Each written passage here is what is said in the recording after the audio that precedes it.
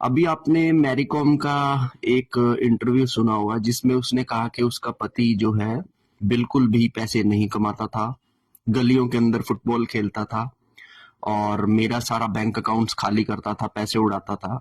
और रिपीट में उसके पति ने एक वीडियो डाली कि वो दिल्ली के अंदर किराए के एक कमरे में रहता है जहां पर उसके पास सुख सुविधाओं के लिए भी साधन नहीं है। ठीक है।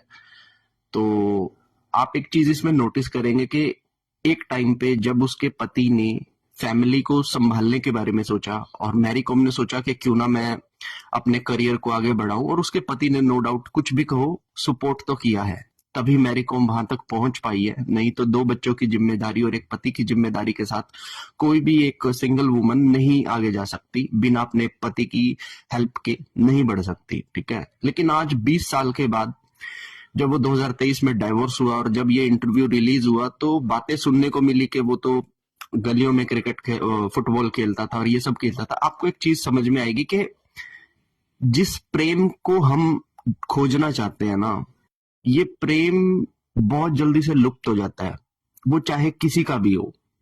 और ये सच्चाई है। मैं हमेशा से कहता हूं कि हमारा जो प्रेम भी किसी से अगर पड़ रहा है तो हमें 1 लाख लोगों में से प्रेम हमें उसी के साथ होगा जिसके साथ हमारे कार्मिक पेंडिंग हो गए।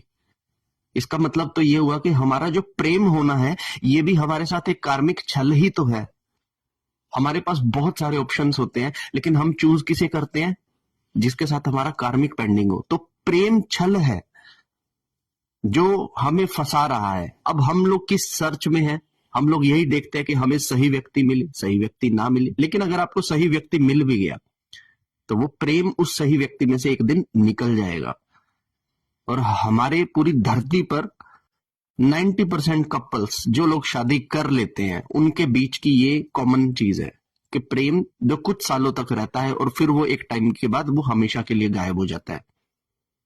तो ये जो प्रेम है भैया, ये ऐसा ही प्रेम है। यहाँ पे स्टार्टिंग में आपको क्यूरियोसिटी आएगी, बाद में ये प्रेम ही गायब हो जाएगा। ये है प्रेम की सही सच्चाई। तो प्रेम करो, ईश्वर से प्रेम करो, वही है जो आपका अंत तक साथ देगा। अदरवाइज और कोई नहीं देगा। कोई पति नहीं, कोई पत्नी नहीं, कोई संतान नहीं साथ देती। ये बात सच है।